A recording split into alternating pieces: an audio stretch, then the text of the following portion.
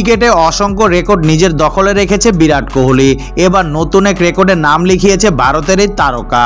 গড়েছে স্বীকৃত টি-20তে একটি দলের হয়ে ছক্কা হাঁকানোর অনন্য কীর্তি।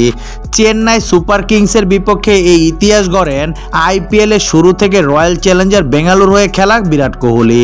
পরে আরও 3টি ছক্কা হাঁকান তিনি। আরসিবির হয়ে এই তারকার ছক্কার সংখ্যা এখন 304টি। তালিকায় দ্বিতীয় স্থানে আছে আরসিবির আরেক তারকা ক্যারিবিয়ান কিংবদন্তি ক্রিস গেইল। এই ফ্রাঞ্চাইজির হয়ে ইউনিভার্সেস বস খ্যাত এই বিধ্বংসী ব্যাটার হাঁকিয়েছে 263টি ছক্কা। মুম্বাই ইন্ডিয়ান্সের জার্সিতে রোহিত শর্মার ছক্কা 262টি।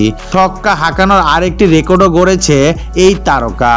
কোনো এক ভেন্যুতে সর্বোচ্চ ছক্কা হাঁকানোর রেকর্ড গড়েছে বিরাট কোহলি। আরসিবির এই ক্রিকেটার বেঙ্গালুরু এম চিদম্বরম স্টেডিয়ামে হাঁকিয়েছে 154টি ছক্কা। ছক্কার এই রেকর্ডে তার পেছনে আছে ক্রিস গেইল। তার ছক্কা সংখ্যা 151টি। এক ভেন্যুতে 150 ছক্কার কীর্তি নেই আর কারো।